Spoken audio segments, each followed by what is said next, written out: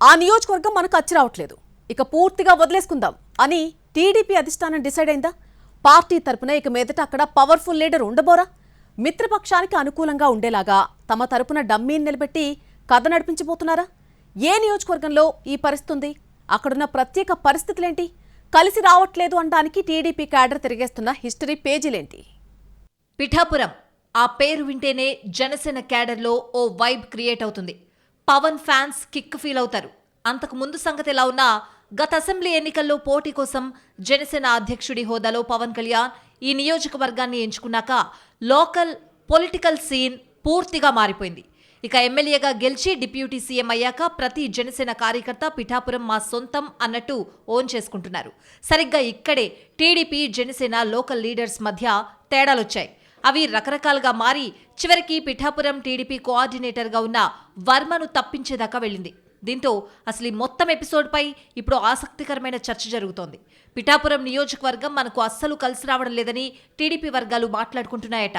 అందుకు తగ్గట్టే చిట్ట చివరిగా 1994లో ఇక్కడ సైకిల్ చక్రం తిరిగింది.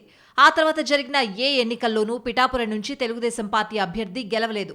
94 తర్వాత 6 ఎన్నికలు జరిగినప్పటికీ కొన్ని సందర్భాల్లో పొత్తులో భాగంగా ఈ సీటును వదులుకోవడం, మరికొన్ని సందర్భాల్లో పోటీ చేసి ఓడిపోవడం లాంటివి జరిగాయి. ఆ పరిణామాలను ప్రస్తుత పరిస్థితులను పోల్చుకుంటూ ఇది మనకు అంత కంఫర్ట్ నియోజకవర్గం కాదని టీడీపీ నేతల్లో చర్చ మొదలైందట. ఇప్పుడు ఇన్ఛార్జ్ పదవి నుంచి తప్పించిన వర్మ కూడా పిఠాపురం టీడీపీ అభ్యర్థిగా 2 సార్లు పోటీ చేసి ఓడిపోయారు. కానీ ఇండిపెండెంట్గా బరిలోకి దిగినప్పుడు మాత్రమే వర్మ గెలవడం ఇక్కడ ప్రత్యేకంగా చెప్పుకోవాల్సిన విషయం. ఇలా ఎట్నుంచి ఎటు చూసినా తిప్పి మలి తిప్పి ఎన్ని లెక్కలేసుకున్నా పసుపు జెండాకి పిఠాపురానికి పెద్దగా సెట్ అవ్వదని సొంత పార్టీలోనే గుసగుసలాడుకుంటున్నారట. ప్రస్తుతం టీడీపీ జనసేన కలుసున్నాయి. ఇలా కూటమి కొనసాగిన నాళ్లు ఉమ్మడిగా పవనే బరిలో దిగుతారు.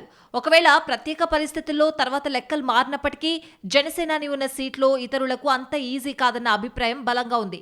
ఇలా ఈ ఈక్వేషన్స్ అన్నింటినీ బేరీజు వేసుకున్నాకే పసుపు పార్టీ పెద్దలు వర్మ టికెట్ను డౌన్ చేశారన్న విశ్లేషణలు ఉన్నాయి.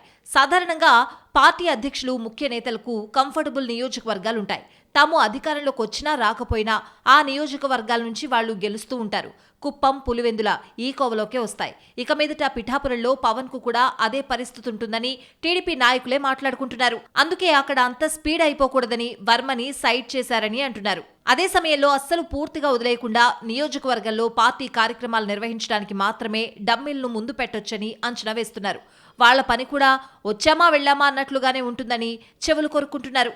ఇప్పుడున్న పరిస్థితుల్లో పిఠాపురంలో వేరే పవర్ సెంటర్ తయారవడానికి టీడీపీ అధినాయకత్వం కూడా అంత సుముఖంగా లేదట. దానికి అనుగుణంగానే మాజీ ఎమ్మెల్యేని సైడ్కు పెట్టి అలా సెటరైట్ చేశారని అంటున్నారు.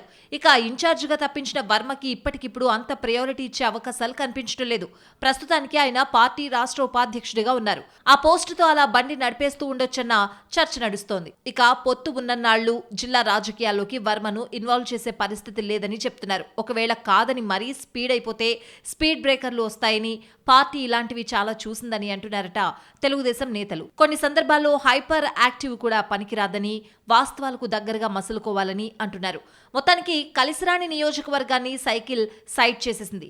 అక్కడ పార్టీ జెండా ఎగిరి దశాబ్దాలు గడిచింది కాబట్టి ప్రస్తుతానికి సైలెంట్ మోడ్లో పెట్టేసింది. మాజీ ఎమ్మెల్యే వర్మను పక్కకు తప్పించేసి మిత్రపక్షానికి తన ఉద్దేశాన్ని డైరెక్ట్గానే చెప్పేసింది. డిప్యూటీ సీఎం నియోజకవర్గంలో డిస్టర్బెన్స్ లేకుండా చూసుకుంటోంది టీడీపీ అధిష్టానం.